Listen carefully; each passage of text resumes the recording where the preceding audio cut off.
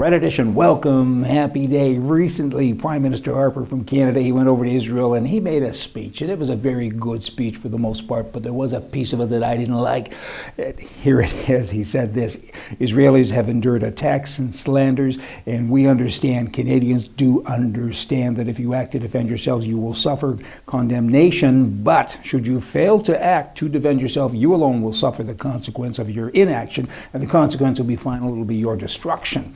What about the citizenry of Canada there, Prime Minister Harper? You say, and all of your parliamentary people say, you can't defend yourself, it's against the law, and everybody is a manufactured criminal in Canada because they will defend themselves, whether it be with firearms or pickaxes or shovels. You pick it, golf clubs, and they will defend themselves. They have that intent to do that. And you righteous person, you say it's against the law, and you don't speak up, and you go to Israel and say, hey, you got to defend yourself. Do you think there's any irony there? Kind of a liberal sound to it, don't you think? The Canadian National Survey recently indicated that the federal vote intention is Liberals, 31%, Conservative, 28%, and NDP, 24%, NDP being Socialist. They're just Liberals in a hurry, and if you do the math and add it all up, the Conservative vote pretty much has always been about 30%. Now it's at 28%. You know what? Liberals, I mean, you're fighting the citizenry all of the time. I mean, somebody should come up and say, hey, vote for me. We're going to give you freedom. We'll let you defend your lives with guns and other things, and we're going to give you some rights, and no matter who does that, they'll get elected. And even if it ain't a conservative, that's a conservative thought pattern, but it doesn't happen in Canada because the conservatives don't act like that. They're all liberals.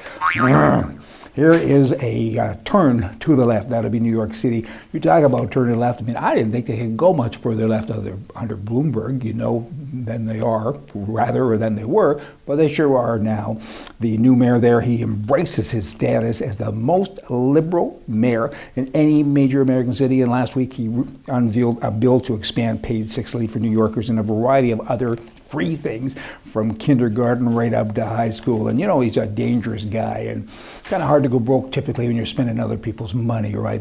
But eventually they run out of patience if they don't run out of money. Left-wingism can't work.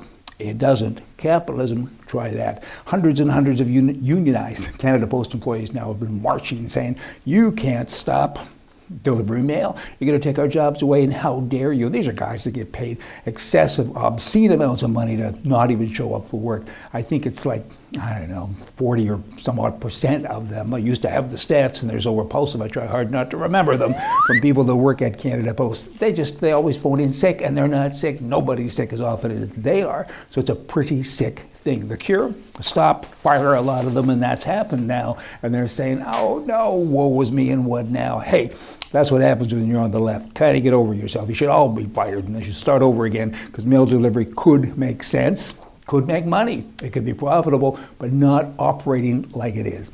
I began today with this. Did you hear about the thoughtful Scotchman? He was tight, cheap, and he was heading out to the bar one night, and he turned to his wee wife and he said, Maggie, put your hat and your coat on, lassie. She replied, Jack, that's so nice that you're taking me to the bar with you to the pub. No, he says, I'm switching the heating off when I'm out. Y'all come back tomorrow. We're going to have more for you from the right. See ya.